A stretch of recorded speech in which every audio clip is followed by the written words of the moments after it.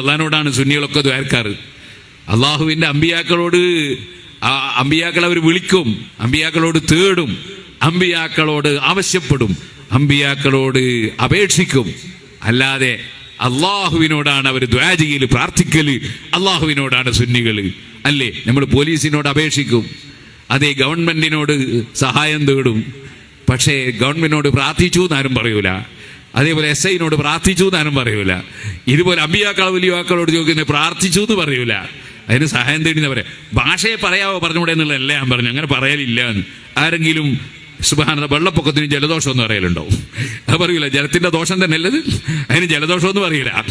അതുപോലെ സൃഷ്ടികളോട് ചോദിക്കുന്നതിന് പ്രാർത്ഥിക്കാന്ന് പറയൂല. അത് ഈ പുത്തൻവാദികൾ പറയുന്നൊരു ഭാഷയാണ്, നമ്മളത് പറയൂല. സുബ്ഹാനല്ലാഹ്. അപ്പോൾ ഒരാൾ എന്നോട് നിങ്ങൾ ഇങ്ങനൊക്കെ പറഞ്ഞിട്ട്, നിങ്ങളെ നേതാവല്ലേ ഹക്കീം അസ്ഹരി, അതെ ഡോക്ടർ അബ്ദുൽ ഹക്കീം അസ്ഹരി ബദരീങ്ങളോട് പ്രാർത്ഥിക്കണമെന്ന് പറഞ്ഞല്ലോ. ഞാൻ പറഞ്ഞങ്ങനെ. അപ്പോൾ ഒരു ക്ലിപ്പ് കിട്ടി എനിക്ക്. ഞാൻ നോക്കി, അതിൽ അബ്ദുൽ ഹക്കീം അസ്ഹരി എന്താ പറഞ്ഞത്? ബദരീങ്ങളെ വിളിച്ച് പ്രാർത്ഥിക്കണമെന്ന്. ആരോട് പ്രാർത്ഥിക്കണം? അള്ളാഹിനോട്. നോളജ് സിറ്റിയുടെ പ്രവർത്തന മേഖലയിൽ ഒരുപാട് തടസ്സങ്ങളുണ്ടായി, ഒരുപാട് പ്രതിബന്ധങ്ങളുണ്ടായി. അപ്പോഴൊക്കെ നമ്മൾ ബദരീങ്ങളെ വിളിച്ചുകൊണ്ട് പ്രാർത്ഥിച്ചു, ബദരീങ്ങളെ വിളിച്ചുകൊണ്ട് സഹായം തേടി. അള്ളാഹുവിന്റെ കാരുണ്യമുണ്ടായി.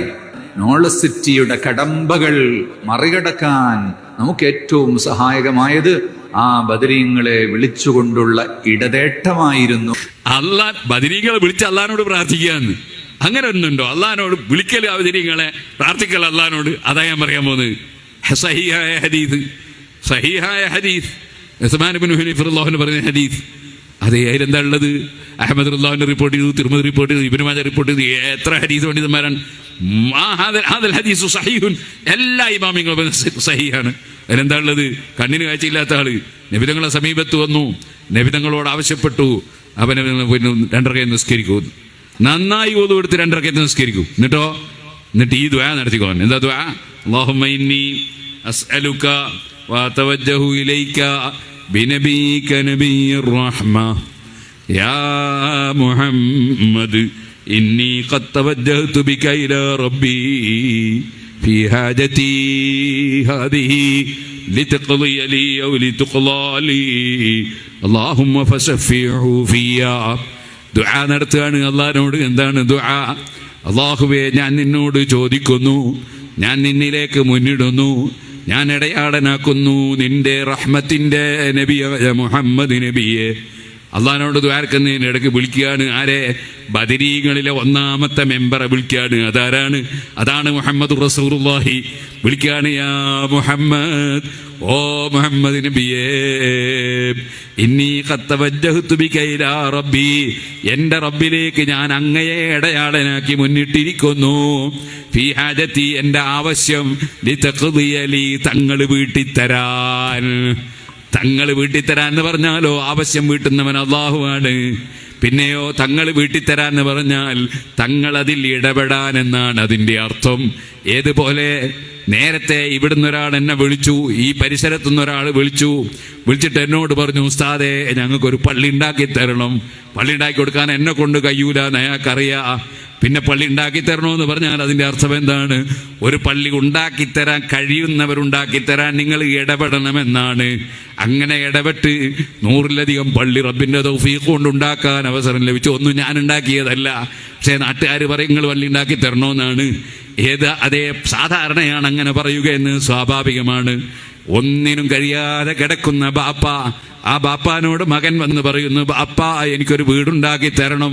കല്ല് പൊക്കാൻ അയാളെ കൊണ്ട് കഴിയൂല, മരം എടുക്കാൻ അയാളെ കൊണ്ട് കഴിയില്ല, അയാൾക്ക് ആശാരിപ്പണി അറിയില്ല, അതേ പടവിൻ്റെ പണി അറിയില്ല. അയാളോട് വീടുണ്ടാക്കി തരണമെന്ന് പറഞ്ഞാൽ അർത്ഥം എന്താണ്? വീടുണ്ടാക്കാൻ വേണ്ടി നിങ്ങൾ ഇടപെടണമെന്നാണ്.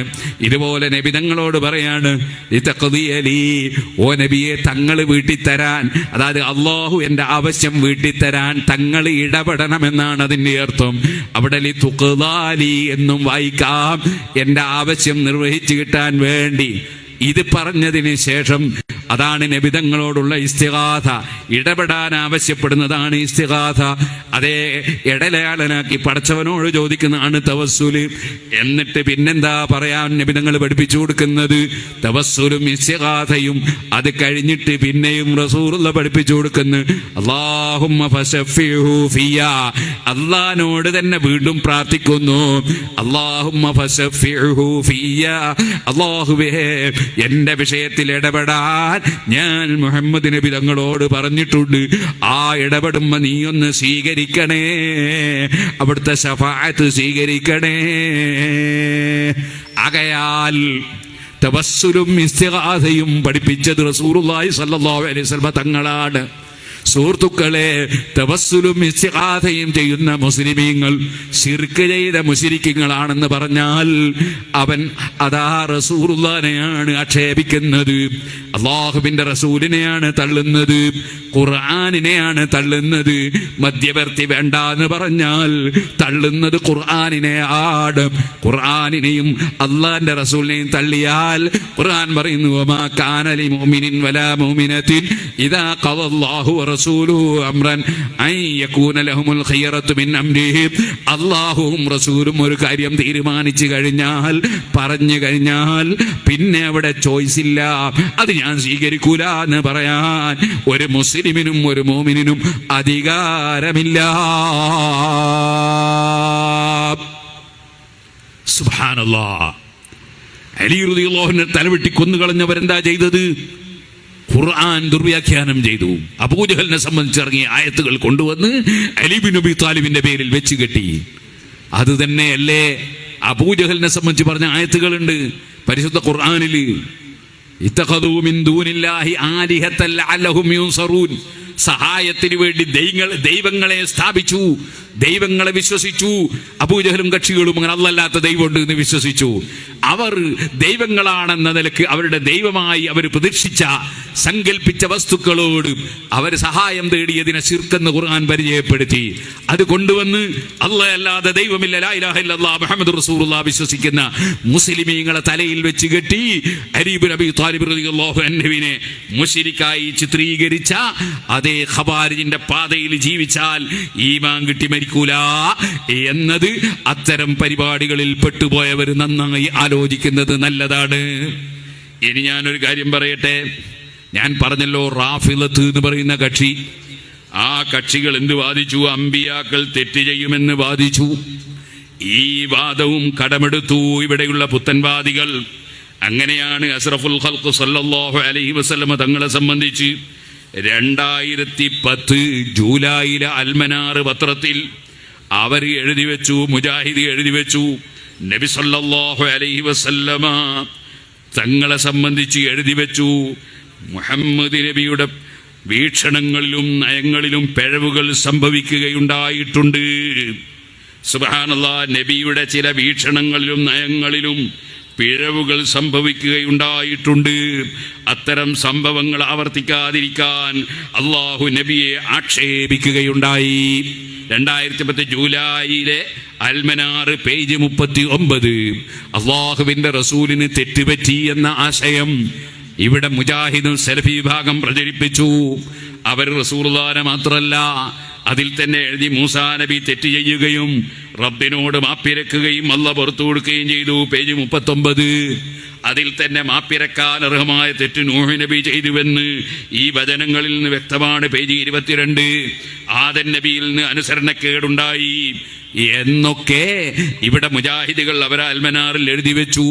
ജമാഅത്തെ ഇസ്ലാമിക്കും മുജാഹിദിന്റെ എല്ലാ പിഴച്ചവാദങ്ങളും ഉണ്ട്.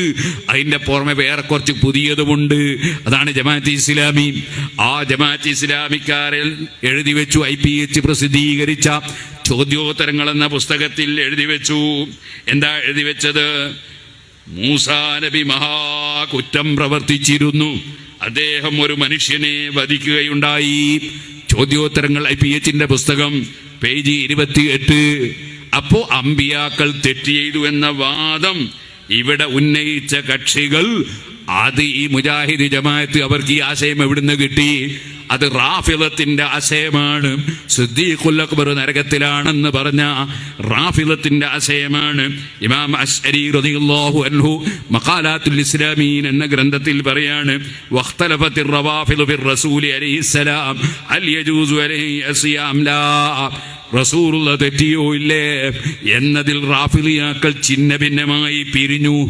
ആ കക്ഷികളുടെ വാദമാണ് യസ്അമൂന അന്ന റസൂല സ്വല്ലല്ലാഹു അലൈഹി വസല്ലം ജായിസുൻ അലൈഹി യസിയല്ലാഹ് വഅന്ന നബിയ ഖദ് അസാ ഫീ അഖ്ദിൽ ഫിദാഇ യൗമ ബദർ.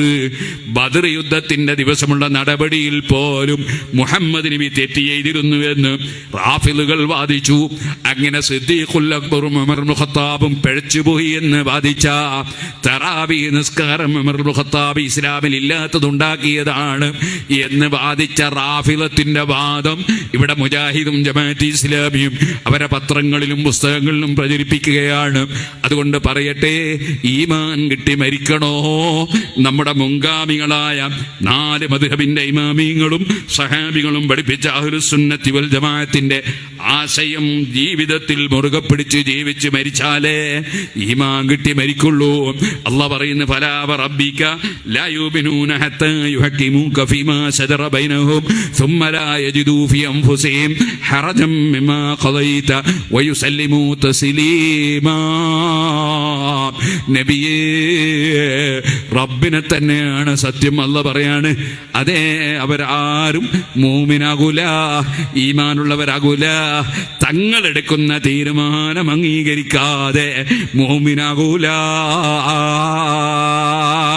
തവസ്സുലും ഇസ്തിഗാഥയും ചെയ്യാതെ അംഗീകരിക്കാതെ, അതേപോലെ ബറക്കത്തിൽ വിശ്വസിക്കാതെ, അതുപോലെ സുന്നത്ത് ജമാഅത്തിന്റെ വിശ്വാസങ്ങൾ ഉൾക്കൊള്ളാതെ, അതേ അമ്പിയാക്കൾ തെറ്റ് ചെയ്യുകയില്ലെന്ന് അംഗീകരിക്കാതെ ഒരിക്കലും മൂമിനായി മരിക്കാൻ കഴിയൂല. അതുകൊണ്ടാണ് നബിതങ്ങൾ പറഞ്ഞത്, മന്നഹദത, വല്ലവനും പുത്തനാശയക്കാരനായാൽ. എൻ്റെ ചെറുപ്പക്കാരൊക്കെ എഴുന്നേറ്റ് നിൽക്കണം, ഞാൻ എൻ്റെ വാക്കുകൾ നിർത്തട്ടെ. മന്നഹദത, വല്ലവനും ആശയക്കാരനായാൽ, അള്ളയും റസൂലും പഠിപ്പിക്കാത്ത പുതിയ ആശയക്കാരനായാൽ, അല്ലെങ്കിൽ പുത്തനാശയക്കാരനാകണമെന്നില്ല, പുത്തനാശയക്കാരനെ ചേർത്ത് പിടിച്ചാൽ, അതേ അവന്റെ പരിപാടി ഉദ്ഘാടനത്തിനും പ്രകാശനത്തിനും പോയാൽ, അവനെ അംഗീകരിച്ചാൽ, അങ്ങനെ പുത്തനാശയക്കാരനെ ചേർത്ത് പിടിച്ചാൽ, ഫഅലൈഹി ലഅനത്തുല്ലാഹ്, അവൻ അല്ലാഹുവിന്റെ ലഅനത്തുണ്ട്, വൽ മലായിക, മലക്കുകളെ ലഅനത്തുണ്ട്, വന്നാസി അജ്മഈൻ, സർവ്വ മഹാന്മാരായ ജനങ്ങളെ ലഅനത്തുമുണ്ട്. ലാ യഖ്ബലുല്ലാഹു മിൻഹു സർഫൻ വലാ അദ്ലാ. പുത്തനാശയക്കാരനെയും അവനെ ചേർത്ത് പിടിച്ചവന്റെയും ഒരു ഫർളും സുന്നത്തും അല്ലാഹ് ഖബൂൽ ചെയ്യൂല. ഇമാം ബുഖാരി റിപ്പോർട്ടിന ഹദീസാണ്. അതുകൊണ്ട് ഇത് കളിക്കാനുള്ള വിഷയമല്ല, ഇതൊരു രാഷ്ട്രീയ പാർട്ടി പോലെയുള്ള പ്രശ്നമല്ല, ഇതൊരു ദുന്യാവിലെ ബിസിനസിന്റെ പ്രശ്നമല്ല, ഈമാൻ കിട്ടി മരിക്കേണ്ട പ്രശ്നമാണ്. നമ്മളെ നിസ്കാരവും നോമ്പും അല്ലാഹ് ഖബൂൽ ചെയ്യാനുള്ള വിഷയമാണ്. അതുകൊണ്ട് സുന്നത്ത് ജമാഅത്ത് മുറുകെ പിടിച്ച് ജീവിച്ച് മരിക്കണമെന്ന് സർവ്വ മുസ്ലിമീങ്ങളോടും വസിയ്യത്ത് ചെയ്ത് ഞാൻ എൻ്റെ വാക്കുകൾ നിർത്തട്ടെ. അതേ ആശയം പഠിപ്പിക്കൽ, പറഞ്ഞു കൊടുക്കൽ ഉലമാഇന്റെ ബാധ്യതയാണ്.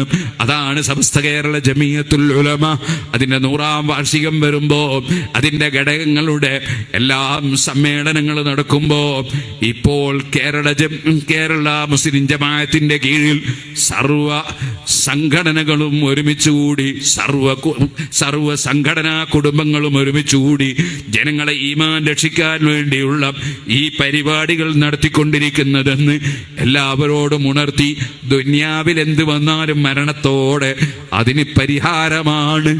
ഏത് രോഗമായാലും, ഏത് ശത്രുവായാലും, എന്ത് പ്രശ്നമായാലും മരണത്തോടെ പരിഹാരമാണ്. എന്നാൽ ഈമാൻ തെറ്റിപ്പോയാൽ മരണത്തോടെ പ്രശ്നം ആരംഭിക്കുകയാണ്. തീർച്ചയില്ലാത്ത കാലം നരകത്തിലാണ്.